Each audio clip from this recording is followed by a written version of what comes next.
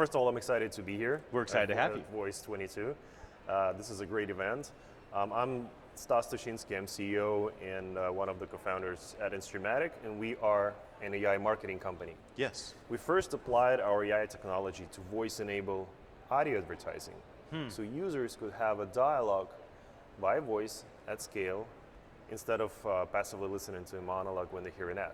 Right. So let me give you an example. So imagine you're listening to your favorite music app, free version, and then you hear something like this.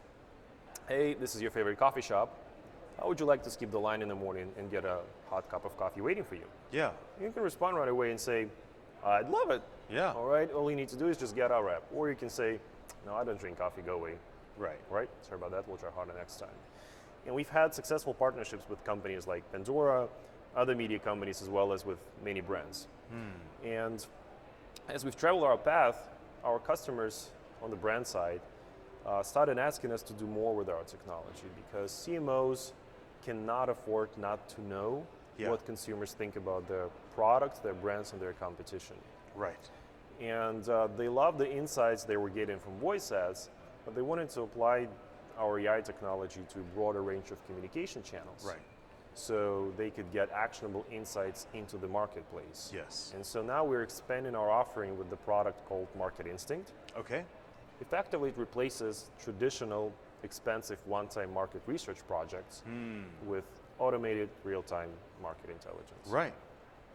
And how many co-founders are there? And was this ultimately your idea, or did you jump into a team and say, yeah, I'll run it? I mean, give me some idea. How did this start, and is what you said you've kind of made a pivot more toward this direction, so kind of give me some beginnings of the company. Right, so I have two more co-founders. Great. And our experience comes from the music streaming industry. Really? Okay. Yeah, so we know the challenges that the industry had back then and still has, and the biggest challenge is how do you become profitable? Right.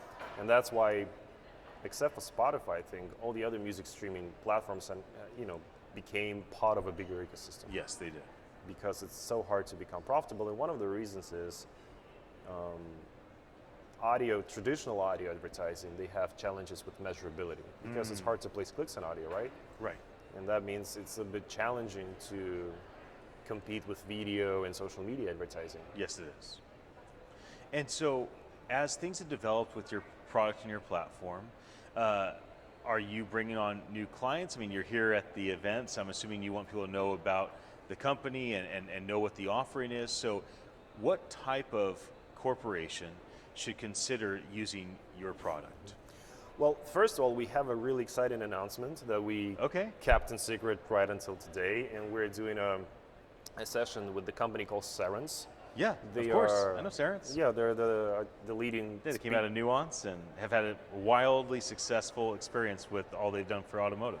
Exactly. So they are the leader in speech technology for automotive companies. Right. And what we're going to reveal today is the project that will bring voice advertising, interactive voice advertising to cars. Wow. So what does interactive voice advertising look in a vehicle that you'll bring to market that doesn't currently exist? So help us understand, like today it's like this, and once we finish our deployment with Cerence, it'll be like this. Yeah. So today, what you're hearing is traditional one-way linear audio advertising. Yep. Either through terrestrial radio or through your favorite streaming music app. Yes. Or podcasting. Right. And what we're going to do is we're going to allow you to have a conversation with the brand when you hear an ad. So you can say, not interested, go away, or you can say, give me that promo code, or where's the nearest, Starbucks, McDonald's, whatever, and is there a special offer today? So has there been like a proof of concept that's been rolled out? We're working on it. Okay. We're just revealing the project, and then next year we'll do all the case studies. Is the goal for Cerence to roll this out across their whole suite of customers, or will you focus on like one auto manufacturer at a time?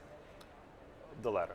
Okay, one auto manufacturer at a time. We want to make sure that this is a tremendous success. Okay. That's why we'd rather take it slow and not rush into things. Right. Tell me about the team that kind of developed this. You have a team in Palo Alto, and I know you're now in sunny Florida. So in terms of the team that's developed this, is this really a heavy load engineering what you've built? Or were you able to bring like Saracen as like a strategic partner and they can kind of help with that? Is that the approach? But I'm an entrepreneur, so I'm always wondering like, how'd you make it happen? Sure. So part of the technology is, as you call it, heavy load and proprietary. We now have 7 patents. Oh, wow. But at the same time... It's a big accomplishment. Congratulations. Thank you. Unfortunately, patents don't generate revenue. Yeah, but they still protect you and allow you to do what you want to do. Yeah, that's And they also set the tone that you're the forerunner that had the idea, that made the declaration, this is the future. Yeah. So there is some value to it. Definitely, some value. And at the same time, we stand for open marketplace and we want to work with all the partners out there. We don't want to boil the ocean. And we want to focus on what we do best, which is, in the case of advertising, actually making them smart and interactive. And in the case of our second product, Market Instinct, so we can make market research easy, digestible, so you can spend 3 minutes on the report and understand what you should do as a manager. So we're really focused on that. And everything else, we prefer to work with partners. Okay. Being here, what would be and folks that are watching us, later, what would be a primary type of person that should reach out to you to investigate what Instreamatic can do for them? Like, what type of folks do you want to hear from, either for clients or strategic partnerships or anything in mind? Yeah, so we focus on CMOs and marketing departments, and we have 2 offerings for them. Yes. One is on the audio advertising side, and another one on market research side. Okay, got it. So tell me about the market research side, because you explained a bit about audio advertising. So what do you bring to a CMO at a corporation for market research, and is there a certain size corporation that would qualify? Like, would a startup come to you, or this is really built for the Global 2000, the world's largest companies in the world? It's built for mid-market and larger. Okay. So what we are solving with Market Instinct is we try to answer the question, what drove the changes in my numbers? So for example, if you're a CMO and you're tracking NPS score, or you are having some, whatever level of analytics you have, you're watching some numbers or some metrics changing. Yes. But you don't have the answers why they change and how can I gain a competitive advantage in the marketplace. Right. And typically what you do is you hire a marketing agency that does this expensive 6 months market research project. They deliver you a deck, then that's it, and then after that you don't know if anything changes again. And so what we do is we take all the data we can get, mostly relying on publicly available data, unstructured, freeform, however people want to express themselves when they talk about the company, the competition, the brand, the products, or the market trends. Yes. We take it all in, analyze it, and then deliver correlations and insights. So it's instead of just saying like, okay, you have 30% negative sentiment and your NPS is 7 out of 10, which isn't actionable if you think about it. It's curious, but it's not actionable. Instead of that, we can say, well, 62% of your unhappy customers are typically served on Wednesday evenings, so you should consider checking who's working that schedule. Yes. Yeah, that's well, I'm glad I asked that question, because that gives a lot more clarity. Well, before we wrap up, maybe you could tell me, what is the benefit of an event like this? You have so much to do, and there's so many different things pulling for your attention. Why come to Voice 22? Why support and be a part of the event?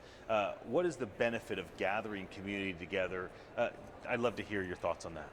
Well, Voice Summit was always at the forefront of the user experience innovation when it comes to the user angle and the conversational angle of it. And so we really enjoy being part of that community. Right. Learning just what the other companies are doing and meeting with potential clients, because they generate the demand. There is no demand, it doesn't matter what you do and how many patterns you have, right? That's right. So you really want to know who's looking for what and what value you can bring to the table. Good. And Voice is the place to learn that. Yeah, no doubt about it. Well, thank you so much for jumping in and joining me. I really appreciate it. Pleasure. For anybody that's watching this, thank you for your attention. My name is Ian Utile. I'm the CEO at attn.live. and I look forward to bringing you more of these fireside chats here at Voice 22 in Washington, D.C. Have a very happy day.